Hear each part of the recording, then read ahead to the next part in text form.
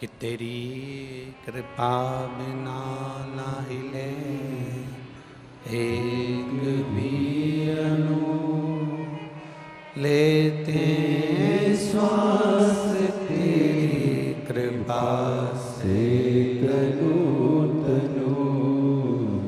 बखान क्या करूं मैं राखों के ढेर का, चपटी भभूत में खजाना कुबेर का। हे गंगाधार मुक्ति द्वार ओंकार तू, भोले ओंकार तू।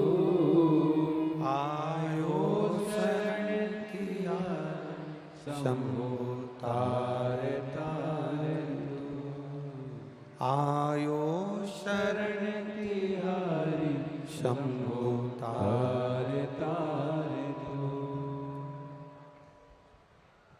शरीर मिल गया, मान लो प्राप्त हो गया, और शरीर प्राप्त होने के बाद भी अगर हम इस शरीर के मूल तत्व को नहीं समझे तो हमारी जिंदगी व्यर्थ है, हमारा जीवन बेकार है। हमारा इस शरीर की मूलता बेकार।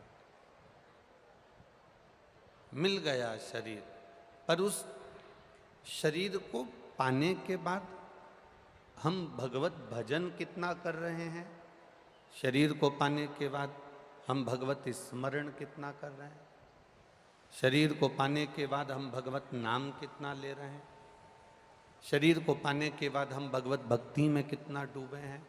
मूल वह है।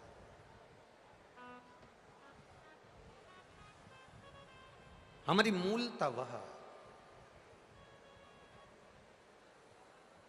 एक बात आप अपनी चित्तवृत्ति में उतारिएगा। देवराज नाम का ब्राह्मण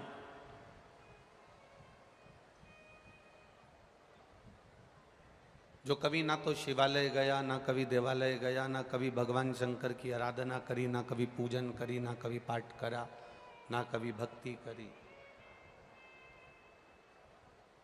फिर आखिर कैलाश धाम कैसे पहुंच गए, भगवान शिव के धाम कैसे चला गया, शिव भक्ति में कैसे रम गए। शिव महापुराण की कथा कहती है, भगवान शंकर का चरित्र कहता है, शिव कथा कहती है, भगवान शंकर का पावन चरित्र वर्णन कर रहा है कि आखिर वो देवराज नाम का ब्राह्मण जो कभी ना मंदिर गया, ना कभी देवालय गया, ना कभी शिवालय गया, ना कभी भगवान शिव की भक्ति में वो कभी रमा, ना कभी शंकर की उसने आराधना करी, ना कभी शिव की उसने स्तुति करी, ना शंकर का कभी गुणगान किया, एक शब्द भी शिव के नाम का उसकी जिह्वा पर आया ही नहीं।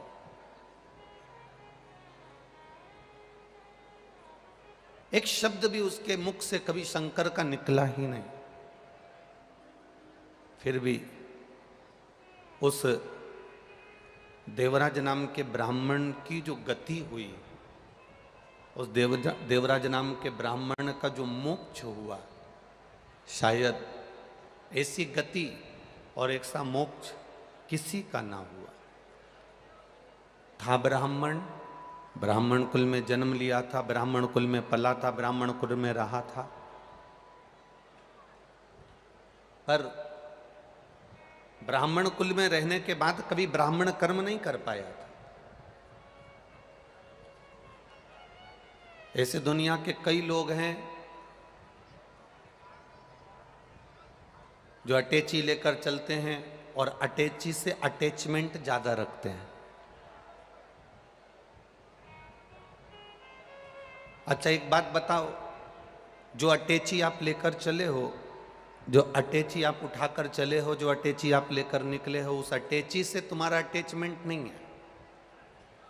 तुम्हारा लगाव उस अटैची से नहीं है।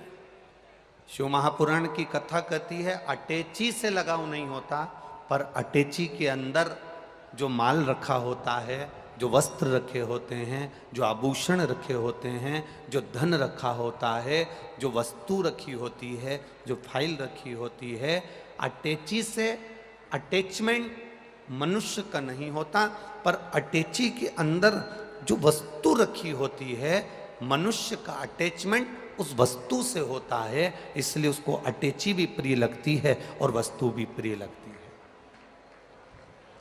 अटैची से अटैचमेंट नहीं है, अटैची में रखे हुए उस वस्तु से, अटैची में रखे हुए सामान से उसका अटैचमेंट है। बस शिव महापुराण भी यही कहती है, जैसे अटैची में रखे हुए वस्तु पर, अटैची में रखी हुई सामान से आपका अटैचमेंट है, तो आपको अटैची से भी अटैचमेंट बना हुआ है, अटैची से भी आपका लगाव बना हुआ है। उसी तरह शरीर से जितना लगाव करो, इस शरीर की सुंदरता से जितना लगाव करो, शरीर से जितना प्रेम कर रहे हो, शरीर की सुंदरता से जितना प्रेम कर रहे हो, इस शरीर के वस्त्र से जितना प्रेम कर रहे हो, नयनों से, श्रवण से, अपने मुख से, अपने हाथ से, अपने पाँव से, शरीर के एक एक अंग से आप जितना स्नेह कर रहे हो, शिव पुराण कहती है उतना अटैचमेंट इस आत्मा और परमात्मा का होना चाहिए, जिससे परमात्मा की भक्ति हमारे जीवन में धारण हो सके, परमात्मा को हम अपने जीवन में उतार सके, परमात्मा को अपने भीतर ले सके, परमात्मा की भक्ति अपन कर सके। उतना अटैचमेंट अपने जीवन में रखिए, और वो अटैचमेंट केवल शरीर से नहीं हो, वो अटैचमेंट शरीर का नहीं होना चाहिए, वो अटैचमेंट हमारे आत्मा और परमात्मा का होना चाहिए। यहां इतने तपतपाती हुई धूप में, इतनी गर्मी में, और यहाँ ये जो ग्राउंड है, जिस ग्राउंड में कथा हो रही है, नरेला के विधानसभा के अंतर्गत, करुण चौराहे के अंतर्गत ये जो ग्राउंड है, यहाँ तक पहुँचने से पहले आपकी गाड़ी, आपका वाहन कोई बहुत पास में नहीं छुड़वा दिया, बहुत दूर आपका वाहन खड़ा करवाया, और इतनी दूर खड़ा होने के बाद चलते चलते आप यहाँ तक पहुँचे हो, तो जरा विचार करना, चलते चलते पैदल चलकर आप यहाँ तक पहुँचे हो, 1 किलोमीटर, 1.5 किलोमीटर, 2 किलोमीटर दूर तुम्हारा वाहन रुका, और उसके बाद तुम चलकर यहाँ पहुँचे हो, तो तुम्हारा अटैचमेंट किसी साधारण व्यक्ति से नहीं, तुम्हारा अटैचमेंट महादेव से है, ये निश्चित है।